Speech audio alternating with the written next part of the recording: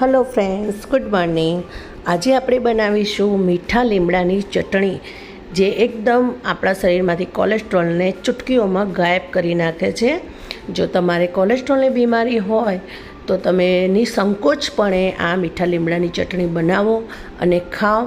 તમે એ ચટણીને કોઈ પણ સાથે ખાઈ શકો, ભાખરી સાથે ખાઈ શકો, ઢોકળા સાથે ખાઈ શકો, હાંડવા સાથે ખાઈ શકો, જેની પણ સાથે તમારે ખાવી હોય એની સાથે તમે આ ચટણીનો આનંદ ઉઠાવી શકો છો. એટલે આ ચટણી બનાવવાની ખૂબ જ ઇઝી રેસીપી છે.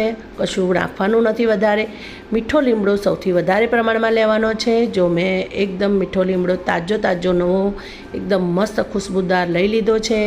એક તપેલી ભરીને મીઠો લીમડો લીધો છે જુઓ, અને સારી રીતે ધોઈ લીધો છે, અને એના પત્તા મેં બધા બેટી લીધા છે.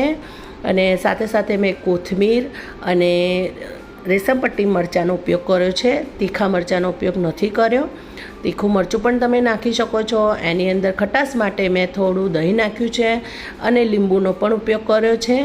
અને સાથે સાથે મેં થોડી સાકર એડ કરી છે, ખાંડ એડ નથી કરી. તો તમે આ ચટણી ઇઝીલી બનાવી શકો છો. સાવ ઇઝી રેસીપી છે, આમાં કશું કોઈ મગજમારી છે જ નહીં.